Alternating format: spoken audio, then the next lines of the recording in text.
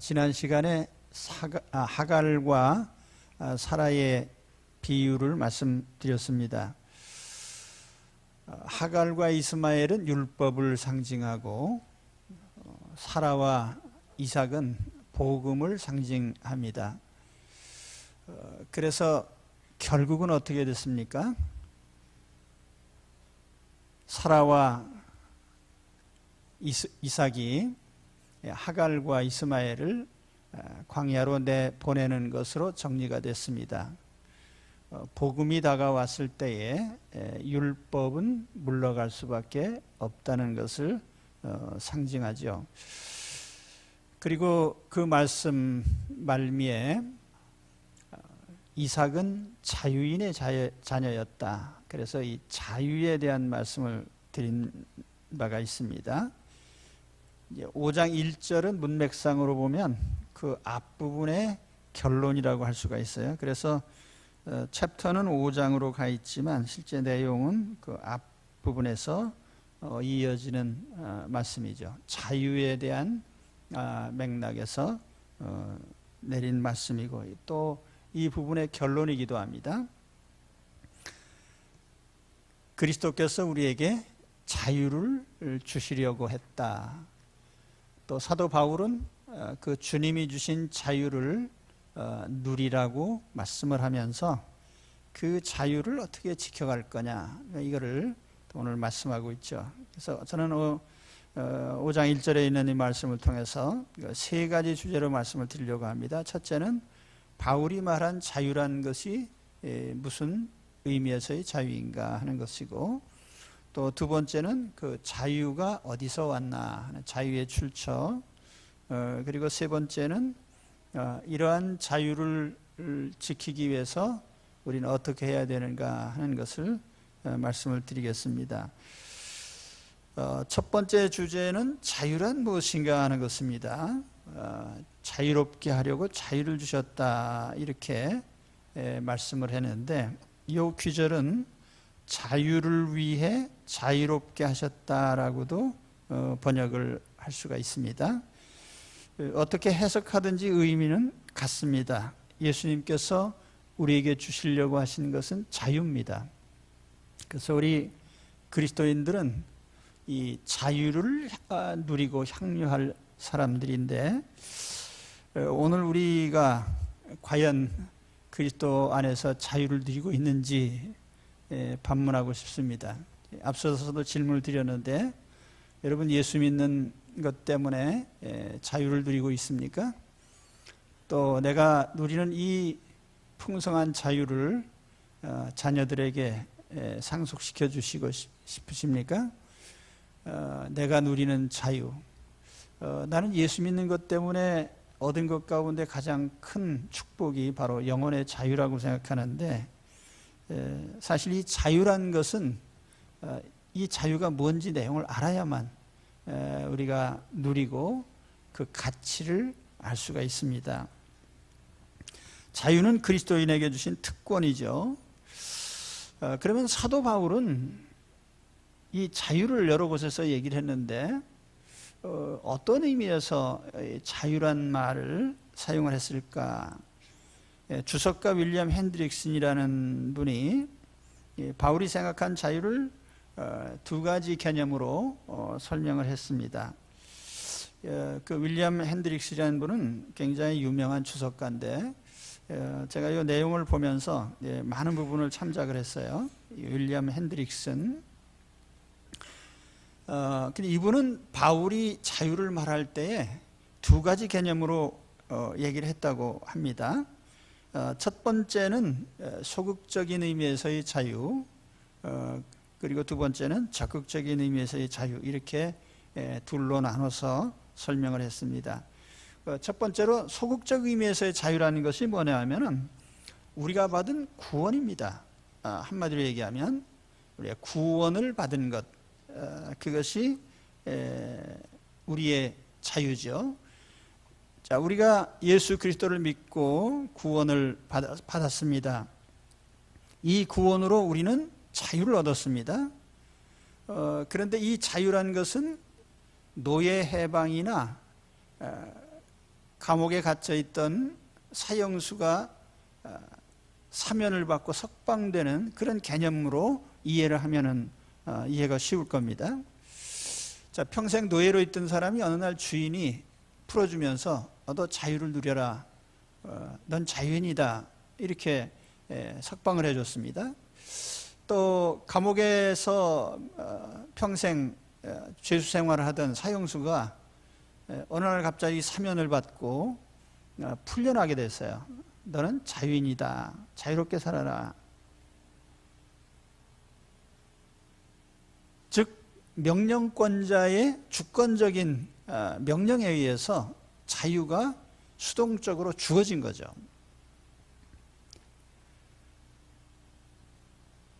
그런 이런 의미에서의 자유는 상당히 방어적인 의미에서의 자유다. 자, 어느 날 내게 다가온 구원으로 말미암아 나는 여러 가지 자유를 얻었습니다. 율법의 정죄로부터 자유를 얻었습니다. 또 악한 양심의 굴레에서 벗어나게 됐습니다. 하나님의 진노에서 풀려났습니다. 마귀의 올무에서 벗어났습니다. 심판의 두려움에서 벗어났습니다. 그런데 이와 같은 자유는 대개가 방어적이죠. 이 방어적이라는 말은 이것이 어떤 내가 능동적으로 뭘 행하는 것이 아니라 어떤 것을 내가 당하지 않게 됐다는 의미에서의 그런 자유예요. 정죄로부터, 저주로부터, 마귀로부터, 하나님의 진노로부터, 악한 양심으로부터, 심판으로부터 나는 이제 제약받지 않는다라고 하는 이제 그런 의미에서의 자유이죠. 그런데 우리가 자유라고 하는 것은 무엇인가 당하지 않는 것만이 자유는 아니죠. 보다 적극적인 의미의 자유가 요구되는데, 그래서 두 번째는 적극적 의미에서의 자유가 우리에게 필요한 것입니다. 다시 말하면 자유라는 것은 내가 무엇을 스스로 행하고 누리는 그런 능력이죠. 그래서 핸드릭스는 이러한 자유를 가리켜서 적극적인 자질, 이렇게 표현했습니다. 적극적인, 말하자면 천부의 재능이라고 할까요? 적극적으로 하나님이 주신, 그래서 포지티브 인다우먼트라고 이렇게 이런 말을 썼습니다. 스스로 주동적으로 행하는 자유. 그런데 우리가 스스로 주동적으로 뭘 행하다가 보면 하나님의 뜻을 거스릴 수가 있잖아요. 그런데도 자유로울까? 그래서 여기 하나 또 중요한 의미가 첨가가 되는데, 그것이 뭐냐면 성령의 인도를 받는 그런 자유라는 것입니다. 그래서 이런 자유를 가리켜서 성령으로 행하며 사는 것, 이렇게 표현했습니다. 갈라디아 5장 25절 그 뒤에 가서 보면은 그런 말씀이 나옵니다. 만일 우리가 성령으로 살면 또한 성령으로 행할지니. 그래서 우리가 적극적으로 내가 임의로 무엇을 행하여도 걸림이 없는 그런 상태가 되는데, 그것이 바로 성령의 인도를 받으면서 살아가는 그런 자유인 것입니다. 그래서 그런 경지가 될 때에 성령님이 나를 감동하시고 내가 성령의 인도를 받으면서 행할 때에 내가 무엇을 행하든지 걸림돌이 되질 않지요. 하나님 뜻을 거스르지 않게 되기 때문에 성령의 인도를 받으면서 사는 것이 우리의 내면적으로 적극적인 자유의 내용이 되는 것입니다. 우리가 예전에 국어책에서 배운 그 논어 가운데 이런 공자님의 교훈이 있습니다. 그 공자님이 연령대에 따라서 자기 인생이 어떻게 되어갔는지를 이제 설명을 하면서 그 자막으로 보여줄 수 있나요? 네. 자활, 예. 10유오 이지우학, 32립, 42 불호, 52 지천명, 62 이순, 72 종심소역, 부류구, 이렇게 이런 표현인데 옛날에 국어책에서 다 배웠으니까 해석은 안 하고요. 근데 마지막 재미있는 게 70대가 되면은 어떻게 되느냐, 종심소역 부류구라고 했어요. 내가 마음이 원하는 대로 해도 크게 뭐 법에 어긋나는 것이 없었다. 마음이 원하는 대로. 근데 제가 상상을 해봤어요. 공자님 시대 70대면은 초고령이거든요. 근데 그때는 70대가 되면 뭘 하고 싶은 생각도 사실 없었을 거다. 약간의 농담인데, 그래서 70대가 되면 뭐 마음이 원하는 대로 해도, 욕심대로 해도 뭐 별로 거칠 게 없다, 이런 말을 하지 않았나. 근데 그거는 약간의 농담이고, 공자님이 이런 말씀하신 것은 아마 그 자기 제어의 훈련, 말하자면 셀프 컨트롤이죠. 내가 나의 어떤 하고 싶은 것을 자꾸 제어를 하면서 인격 수양을 하다 보니까 70대쯤 됐을 때는 이제 법에 어긋나는 것을 거의 습관적으로 안 하게 되더라. 뭐 이런 취지로 이해할 수가 있습니다. 근데 사실 우리 그리스도인들은 그런 취지에서 뭐 마음에 원하는 대로 해도 죄가 아니라 하는 것은 성령님의 인도를 받으면서 행하기 때문에 그것이 죄가 아니다, 그런 의미입니다. 그래서 우리가 똑같이 예수 믿으면서도 우리가 억지로 하는 게 없어요. 뭐 기쁨과 만족으로 또 보람을 느끼면서 우리가 하나님을 섬기죠. 우리가 예배 드릴 때도 아이고 이거 주일에 왜 이렇게 빨리 오나, 오늘 또 교회 가야 되나, 또 교회 안 나가면 혹시 또 목사님이 기억했다가 또 뭐라고 안 하나, 그래서 또 억지로 나오신 분들은 여기 안 계시겠죠. 그래서 하나님께서 내가 오늘 하나님께 나가서 하나님의 축복을 받아야지, 또 하나님께 마음의 소원도 아뢰고, 또 하나님 오늘 내게 뭘 말씀하시는지도 듣고, 그래서 그런 하나님과 만나는 기쁨과 즐거움, 또 하나님께 축복받을 것을 기대하면서 그래서 전혀 부담스럽지 않게, 그래서 성령으로 사는 사람은 이와 같은 뭐 예배나 헌신이나 봉사나 모든 것이 기쁨과 즐거움이죠. 그래서 여기에는 또 우리 인격적인 결과물도 나타나는데, 그래서 성경은 성령의 열매다, 이렇게 표현을 합니다. 내 인격 속에 내 성령을 따라 자꾸 행하다 보니까 거기에 인격적인 열매들이 맺혀지게 돼요. 뭐 사랑과 희락과 화평과 오래 참음, 자비, 양성, 충성, 온유, 절제와 같은 이런 인격적인 열매들이 나타나게 된 겁니다. 그래서 예수님이 주신 자유는 그 자유를 누림으로써 뭔가 더해지는 자유예요. 그래서 그 핸드릭스는 이런 말을 썼습니다. 프리덤 플러스. 그 말은 자유인데 뭔가 더해지는, 플러스가 되는 그런 자유다.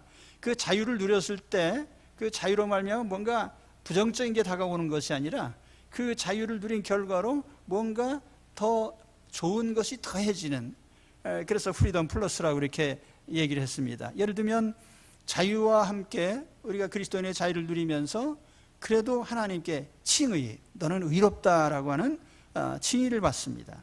또 우리가 자유를 누리면서 하나님의 자녀의 신분을 얻고, 또 자유와 함께 천국의 상속권자가 되고, 이렇게 되는 거죠. 옛날에 노예를 해방시켜주는 일이 가끔 가다가 있었는데, 주인이 노예를 풀어줄 때 자유인으로 풀어주기는 하는데 그 노예를 자기 자녀로 입양하는 경우는 거의 없었습니다. 그런데 우리가 구원받은 내용을 살펴보면은 해방시킴과 동시에 자녀로 입양이 됐거든요. 하나님의 자녀로. 그런 측면에서 보면 우리는 자유와 함께 하나님 자녀의 신분을 얻었기 때문에 우리는 어떻게 보면은 프리덤 플러스가 되는 거예요. 자유를 얻고 거기에 뭔가 더해서 얻는. 요한복음 8장 35절에 종은 영원히 집에 거하지 못하되 아들은 영원히 거하나니 그러므로 아들이 너희를 자유롭게 하면 너희가 참으로 자유로우리라. 종은 자유롭지를 못하죠. 그리고 주인의 집에 영원히 거할 수 없어요. 근데 아들이 너희를 자유롭게 하면 너희가 참으로 자유리라는 표현은 뭐냐면, 예수님께서 우리에게 자유를 주시면 우리는 자유를 얻을 수 있다, 이제 그런 뜻이에요. 이제 성령으로 살아가는 그 자유. 그래서 우리가 바울이 말한 자유를 요약한다고 하면은 우리가 어떤 당하지 않는 것, 예를 들면 정죄를 당하지 않고 지옥에 가지 않고 하나님의 진노를 당하지 않고 또는 여러 가지 마귀의 구속을 받지 않고 양심의 그릇된 양심의 지배를 당하지 않고, 이런 수동적이고 방어적인 그런 자유도 있지만, 동시에 내가 주도적으로 행할 때에도 어긋나지 않고 죄가 되지 않는, 바로 그것이 성령에 의해서 우리가 행동하기 때문이다, 성령으로 살기 때문이다, 바로 이런 자유를 말한 것입니다. 그런데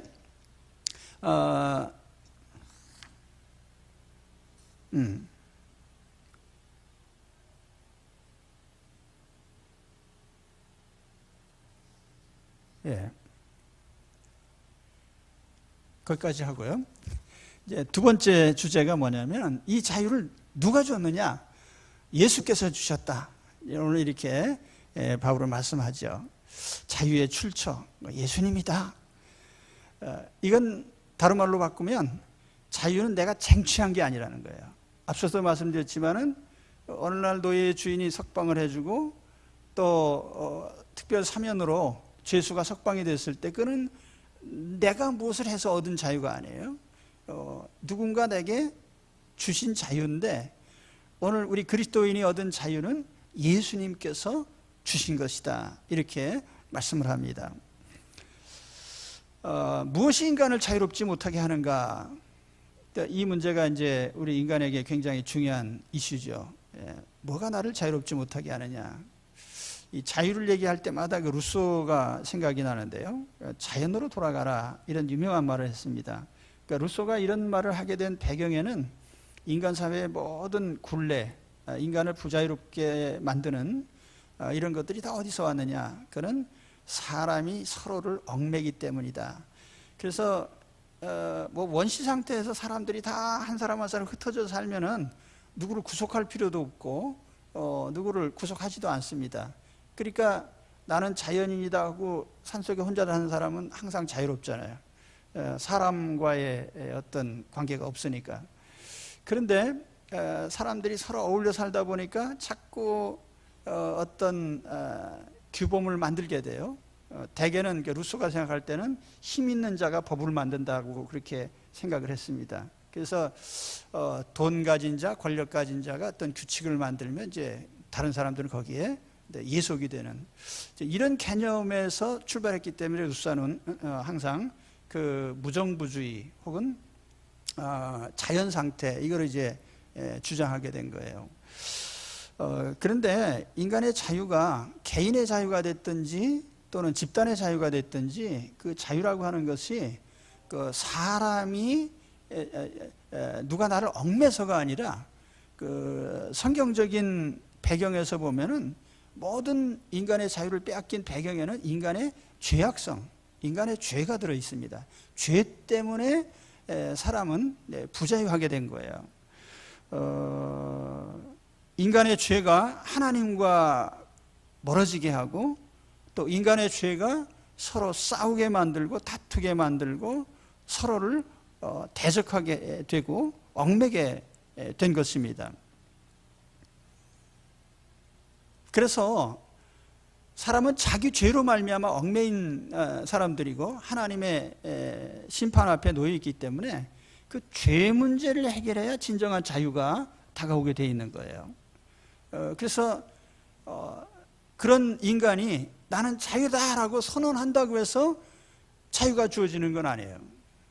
그 유명한 그리스인 조르바라는 작품이 있는데, 그 니코스 카잔차키스라는 사람이 쓴 내용입니다. 그런데 이 그리스인 조르바는 아주 거침없이 행동하는, 그것 때문에 많은 현대인들이 굉장히 좋아합니다. 그 하나 예를 들면은 뭐 물레질을 하는데 거리적거린다고 해서 손가락을 잘라버렸다. 거기에 또 감동받은 사람들이 있더라고요. 그런데 그의 삶을 살펴보면은 과거도 없고 미래도 없고 오직 현재의 낙을 추구하는, 아주 철저하게 실존적인 그런 삶을 추구한 것인데, 그것이 과연 자유냐? 근데 자기는 자유라고 하면서 막 행동을 했는데 그로 말미암아 다른 사람들에게 피해가 가는 것은 일체 생관치 않는 거죠. 거기에는 도덕이라고 하는 개념도 없습니다.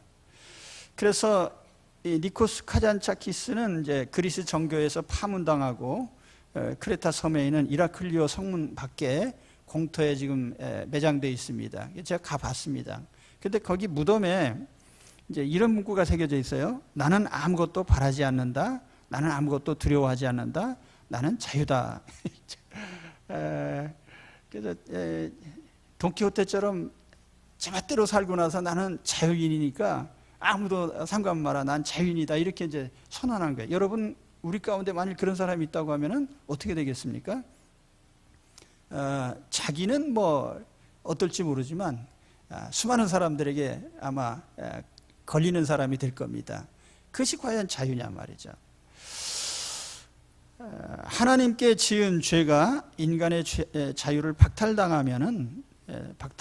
하면은 그런 우리는 죄 문제를 해결해야만 자유를 얻을 수가 있고, 그 죄 문제를 해결할 수 있는 유일한 분이 예수 그리스도시기 때문에 주님만이 우리에게 자유를 줄 수 있는 분입니다. 왜냐하면 주님만이 우리를 죄에서 풀어주실 수 있기 때문이죠. 생존과 생명 또 영생이 하나님의 선물인 것처럼 또 자유 또한 하나님의 선물입니다. 그래서 예수님께서 유대인들에게 이런 말씀하셨잖아요. 진리를 알지니 진리가 너희를 자유롭게 하리라. 그러므로 아들이 너희를 자유롭게 하면 너희가 참으로 자유로우리라. 그 자유를 주는 사람은 바로 나 예수 그리스도다라고 하는 것을 말씀하셨죠. 그래서 예수 그리스도를 알고 믿을 때에만 우리는 자유를 얻을 수가 있습니다. 그러니까 유대인들이 예수님이 중풍병자에게 하시는 말씀을 듣고 분개했는데요.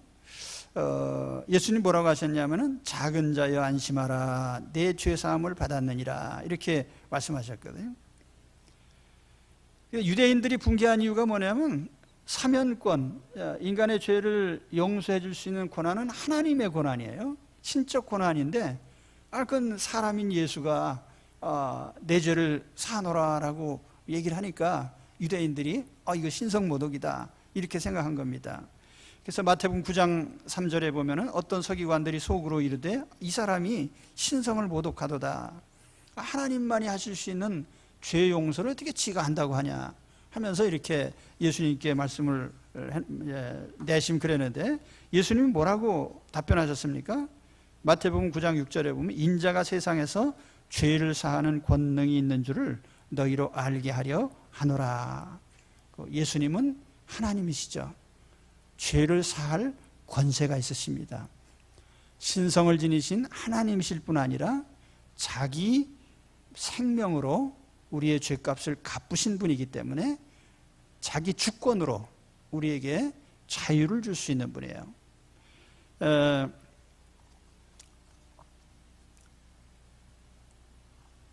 이 사면권에 대해서 좀 말씀을 드리겠는데요. 예수님이 죄를 사할 권세가 있다 이런 말씀하셨거든요. 이 사면은 하나님의 절대 주권에 속하는 일입니다. 누구를 용서하고 누구를 벌하시는 것이 하나님의 권한이에요. 이건 하나님의 주권에 속하는 거예요. 근데 이 사면이라고 하는 측면에서 본다면 이 원리는 세상 속에도 똑같이 있습니다. 여러분, 우리나라 대통령이 많은 권한을 갖고 있는데 대통령이 가진 각종의 권한 중에 제일 막강한 권한이 뭔지 아십니까? 조선시대 왕과 똑같은 권한,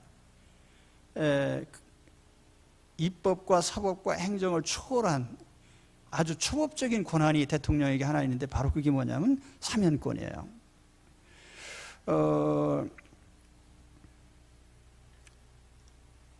우리나라 법에는 사면의 두 종류가 있어요. 일반 사면이 있고 특별 사면이 있는데, 일반 사면이라는 것은 어떤 죄 몫을 지정해서 그 죄를 지은 사람들 전부를 다 풀어주는 겁니다.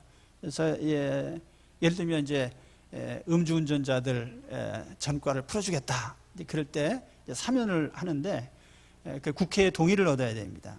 그래서 그 국회 동의 절차가 있고, 근데 특별 사면이라는 것은 그건 국무회의를 거쳐서 이제 대통령이 지시를 해가지고 하는 것이기 때문에 대통령의 전권입니다. 국회 동의가 필요 없어요. 그래서 이 특별 사면을 할 것인가 말 것인가는 대통령의 결단입니다. 그런데 중요한 것은 뭐냐면 대통령이 사면권을 행사했을 때 대통령이 어떤 사형수를 풀어준단 말이에요. 아주 고약한 사형수를, 대개는 정치적인 정치범들을 풀어주지만 혹간 가다가 사형수, 아주 고약한 사형수를 내가 사면하겠다 하고 대통령이 결정해가지고 풀어줬다고 합시다. 그러면은요, 아무도 다시 고소할 수가 없어요. 그리고 이 사면이라고 하는 것은 형 언도를 받은 사람에게는 형 집행을 즉시 해제하고 풀어주는 것이고, 또 어떤 사법적인 절차에 있는 사람이라고 하면은 그 공소에 대한 모든 공소권을 소멸시키는 겁니다. 그러니까 하여튼 대통령이 사면권을 행사했다고 하면 그건 대법원에서 판결했어도 그건 그냥 석방이 되는 거예요. 예. 그래서 대통령의 이 사면권이라고 하는 거는 입법부나 사법부, 행정부를 다 초월한 아주 막강한 권한입니다. 자, 우리가 이제 우리 예수님께서 내 죄를 용서하신다고 하는 개념을 우리가 사면의 개념으로 설명한다면, 죄를 용서하시는 권한을 예수님이 가지고 계시기 때문에 예수님이 우리의 죄를 용서한다고 선언했을 때 아무도 거기에 이의를 달 수가 없어요. 바로 우리가 그런 주님의 사면을 받은 사람들입니다. 할렐루야. 예, 그래서 우리가 그 사면에 의해서 우리가 자유를 얻은 거예요. 근데 대통령이 사면을 할 때에 사면의 절차가 있고 또 복권의 절차가 있어요. 그래서 사면 복권의 이 권한이 대통령에게 다 있습니다.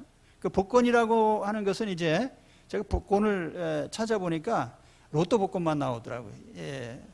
근데 사실 복권이라고 하는 거는 어떤 사람이 형벌을 받아서 공인으로서의 자격을 상실했다고 하면은 그 공직을 맡을 수 있는 그런 어떤 권리를 다시 회복시켜 주는 거거든요. 근데 사면과 복권이 다 대통령 권한이에요. 근데 우리가 예수님을 믿을 때 우리는 사면만 받았습니까? 아니죠. 복권까지 된 거예요. 왜냐하면 하나님 자녀의 신분을 얻었고 천국을 상속받을 권리를 받았고 천국 시민으로서의 모든 권리를 다 우리는 회복했거든요. 그렇죠? 재미도 없고, 예, 졸리기도 하고, 그런데 하여튼, 예, 설명은 드리겠습니다. 그래서 우리의 죄를 용서하실 수 있는 권한을 가지신 예수님이 주권적으로 자기 직권으로 용서하신 것이기 때문에 우리가 얻은 자유, 우리가 얻은 하나님 자녀의 신분, 모든 권한은 아무도 손댈 수 없다는 거예요. 이제 그 점을 말씀드리는 겁니다. 네. 그 다음에 자, 세 번째 주제는 바울이 우리에게 자유를 좀 지켜라. 특히 종의 멍에를 다시 매지 말라. 이렇게 이제 권면을 합니다. 자유인의 신분이 됐어요. 그런데 우리가 스스로 자꾸 뭔가 멍에를 자꾸 매려고 한다는 거예요. 우리 그리스도인에게는 멍에가 두 가지가 있습니다. 하나는 주님이 주신 멍에가 있고, 하나는 마귀가 주는 멍에가 있어요. 율법의 멍에, 이거 다 사탄의 정죄죠. 수고하고 무거운 짐진 자들아 다 내게로 오라 내가 너희를 쉬게 하리라.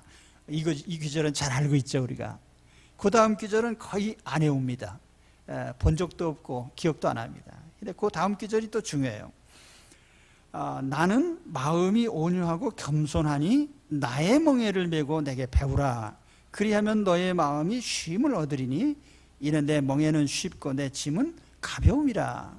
그래서 우리가 예수 믿을 때 사실은 멍에를 교환하는 겁니다. 내가 지고 있던 모든 율법적인 멍에, 인간적인 멍에들을 다 내려놓고 주님이 주시는 새로운 멍에를 메는데 그 새로운 멍에는 매우 쉽다. 그것이 뭐예요? 믿음의 멍에인 것입니다. 예수 그리스도를 믿고 예수님을 의지하는 믿음의. 그러니까 우리가 믿음의 반대편에 행위가 있잖아요. 율법은 내가 뭔가 행해야 돼. 근데 믿음은 뭐예요? 마음에서 주님을 믿는 것으로 끝입니다. 자, 사도 바울은 율법으로 말미암아 뭔가 지켜야 되고 행해야 된다고 하는 것을 종의 멍에, 노예의 멍에 이렇게 표현을 했습니다.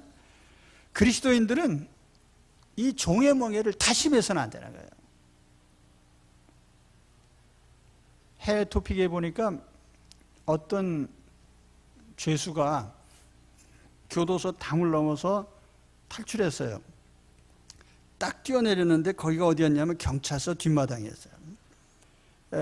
이하 동문이죠. 예. 그래서 제가 이제 그런 생각을 했습니다. 우리가 복음의 멍에, 믿음의 멍에로 갈아탔습니다. 그래서 예수 믿는 자유를 얻은 후에 또다시 우리가 뭔가 행위에 내가 뭘 지키고 행함으로 인정받으려고 하는 그런 자세로 돌아간다고 하면 우리는 바로 그 비유와 똑같은 거예요. 교도소 담장 넘어서 경찰서 마당으로 뛰어내리는 것 같은.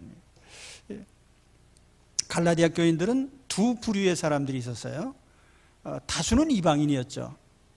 그리고 또 그 중에 일부는 유대인입니다. 유대인으로 예수 믿는 사람, 이방인으로 예수 믿는 사람. 근데 이들이 예수 믿기 전에는 다 멍에를 메고 있었어요. 유대인들은 어떤 멍에죠? 율법의 멍에. 유대인들은요, 토라를 613개 조문으로 정리를 했습니다. 그래서 적극적으로 행하라고 하는 것 248가지인가요? 그리고 소극적으로 하지 말라고 하는 계명이 365가지. 그래서 613개 조항으로 율법을 정리를 해놓고 그 613개 조항을 지키려고 애를 쓰는 게 이제 유대인이었어요. 그러니까 그것이 하나의 멍해죠. 근데 이방인들은 또 어떤 사람들이냐면 이방인은 우상숭배의 멍해를 메고 있는 거예요. 제가 앞서도 말씀드렸지만은 점쟁이가 너 금년에는 아주 운수가 나쁘니까 금년에는 절대로 물가로 가지 마라. 그럼 아무리 더워도 해수욕장에 안 가는 거예요. 못 가는 거죠. 우리가 이사를 한다든지 결혼을 한다든지 배우자가 서로 맞선을 봐도요, 사주팔자가 안 좋다고 하면 결혼 못해요. 아무리 좋아도. 그게 뭐죠? 전부가 다 멍해인 거예요. 우리가 예수 믿기 전에 우상숭배의 멍해, 또 여러 가지 그런 인간적인 멍해들을 메고 있었고, 유대인들은 율법의 멍해를 메고 있었는데 예수님을 믿는 바람에 그 멍해를 다 벗어버렸거든요. 예수 믿는 사람들이 얼마나 자유로운지 몰라요. 제가 어떤 우리 처갓집 장례식에 젊었을 때인데 이 하관을 하기 전에 이제 무덤 자리를 파잖아요. 그 관을 넣을 걸 파는데 거기 직관이 딱 앉아서 그 뭐 몇 년생은 오지 마십시오. 쳐다보지도 마세요. 그러면 뒤로 돌아 있어야 돼요. 나는 초법적인 사람이거든요. 예수님의 자녀이기 때문에 그런 게 하등 구애받지 않은 사람이니까 나는 펄쩍 뛰어들어가서 동서남북으로 다 팠는데도 아무 지장이 없어요. 왜냐하면 그것이 뭐죠? 우리가 세상 사람들이 매는 멍에를 나는 안 맸단 말이에요. 어떤 것도 나를 맬 수가 없어요. 그런데 유대인의 멍에, 이방인의 이런 멍에를 예수 믿는 것 때문에 다 풀어버린, 그게 이제 자유인들인데 그걸 도로 자꾸 짊어지려고 한다는 거죠.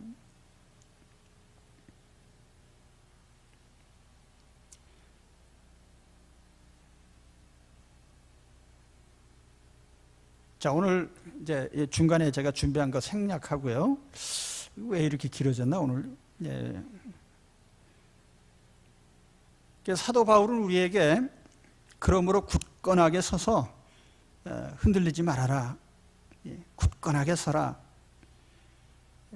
그러므로 굳건하게 서서 종의 멍에를 다시 매지 말아라. 이 굳건히 서라는 말을 했습니다. 이 굳건히 서라는 말의 이 표현은 마치 그 나무가 뿌리가 잘 내려서 바람이 막 불고 그래도 흔들리지 않는, 그래서 장소도 이동하지 않고 움직이지도 않고 넘어지지도 않고 버티는 이제 그런 모습이에요. 우리나라 돈 10,000원짜리 화폐 있잖아요. 10,000원권 화폐. 거기 딱 보면은 누가 인쇄되어 있어요? 10,000원권에 세종대왕 아시죠? 근데 그 왼쪽으로 이렇게 보면은 거기에 용비어천가 2장이 새겨져 있습니다. 보셨습니까? 자세히 보세요. 용비어천가 2장이 뭐죠? 불휘 깊은 남간 바람에 아니밀세 곧교코 여름 하나니. 뭐 국어책에서 배운 거예요. 뿌리 깊은 나무는 바람이 불어도 흔들리지 않고 꽃도 좋고 열매도 잘 맺는다. 또 샘이 깊은 물은 가말에 아니 그칠세 내히 이로 발 아래 가나니. 깊은 샘은 가물에도 그치지 않고 내가 되어 바다까지 이르게 된다. 이제 그런 내용이에요. 10,000원짜리 보면 새겨져 있습니다. 근데 이 돈에도 철학이 있거든요. 10,000원짜리 보면서 야, 이게 웬 돈이냐 그러면서 막 쓰지 마시고, 아마 돈 쓰면서 그런 생각을 좀 하라고 한 것 같아요. 야, 뿌리 깊은 나무처럼 흔들리지 마라. 돈에 흔들리지 마라. 10,000원짜리에 흔들리지 마라.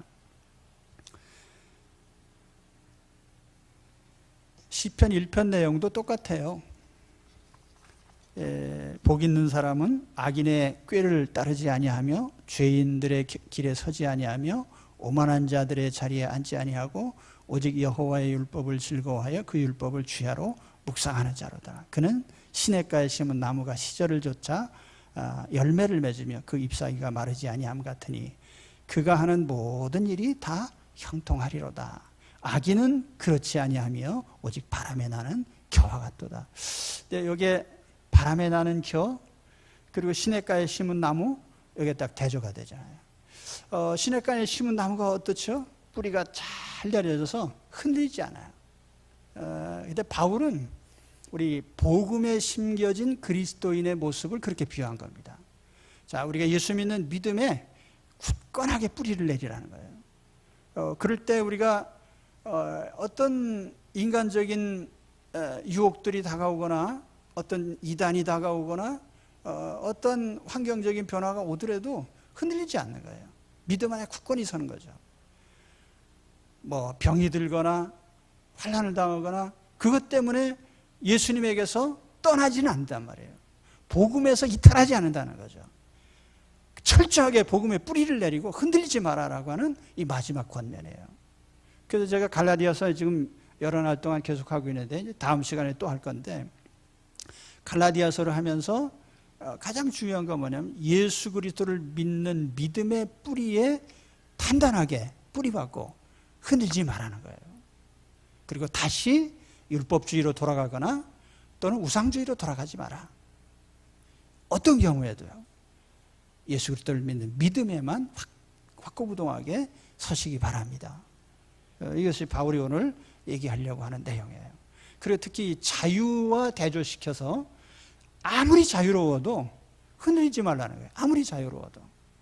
그러니까 자유를 빼앗는 게 외부적 요인도 있고 내부적 요인도 있는데, 외부적인 건 주로 이단자들이고요, 잘못된 교훈을 가르치는 사람. 또 내부적인 건 방종이죠. 내가 자유롭다 보니까 내 마음대로 하고 싶어서.